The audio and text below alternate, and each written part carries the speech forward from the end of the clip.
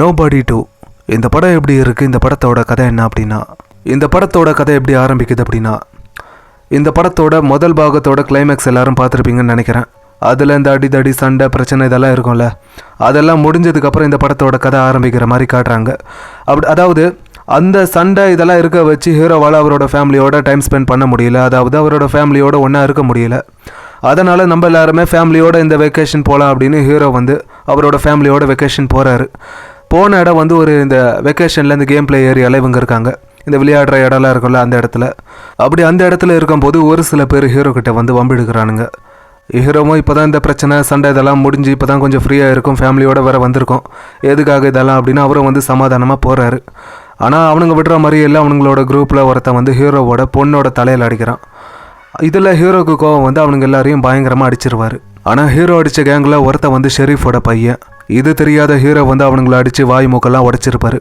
அவனுங்களும் வந்து ஹீரோக்கு வார்னிங் கொடுக்குறானுங்க, இதை அவனுக்கு கடைசி திரும்பவும் இந்த மாதிரி பண்ணாத, அப்படி பண்ணனா உனக்கு அவ்வளோதான் அப்படிங்கிற மாதிரி ஹீரோக்கு வார்ன் பண்ணுறானுங்க. இதுக்கப்புறமும் ஹீரோவை விடாமல் அவரை வந்து துரத்துக்கிட்டே இருக்கானுங்க, பிரச்சனை கொடுக்குறது.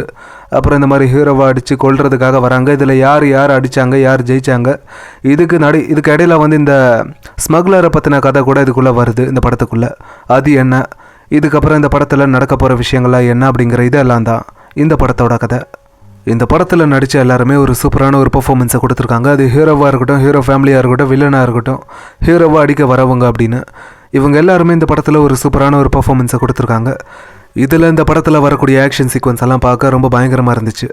அதாவது ஒவ்வொரு இடத்துலையும் ஒவ்வொரு சீன்லேயும் இந்த ஆக்ஷன் சீக்வன்ஸ் எல்லாம் ரொம்ப சூப்பராக பண்ணியிருக்காங்க.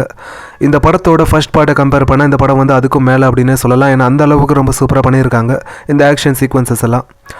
அதாவது அது எப்படி இருக்குன்னா, பார்க்க இந்த மாதிரி ஓவராக ரத்தம் தெரிக்கிற மாதிரி சீன்ஸ் வந்து இந்த படத்தோட ஆரம்பத்தில் இருந்து கடைசி வரைக்கும் இருக்குது.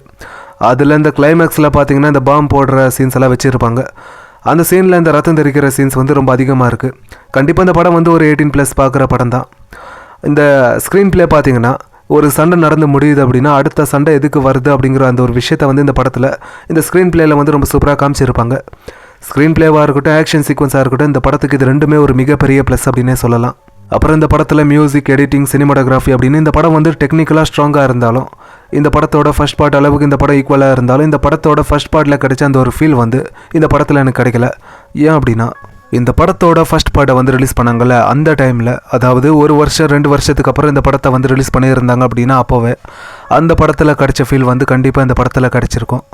ஆனால் இந்த படத்தை இத்தனை வருஷத்துக்கு அப்புறம் ரிலீஸ் பண்ண வச்சு இந்த இடையில நிறைய ஹாலிவுட் படங்க, அதாவது இந்த ஆக்ஷன் படங்களெல்லாம் ரிலீஸ் பண்ணாங்க. நிறைய படங்கள் வந்துருச்சு. ரோட் ஹவுஸ் அப்படின்னு இந்த 2024 ஒரு படத்தை ரிலீஸ் பண்ணாங்க. அந்த படத்தெல்லாம் பார்த்ததுக்கப்புறம் இந்த பார்க்க வச்சு எப்படி இருக்குன்னா, இப்போது அந்த படங்களை மாதிரி தான் இந்த படத்தை எடுத்திருக்காங்க. வித்தியாசமாக எதுவும் ட்ரை பண்ணலை.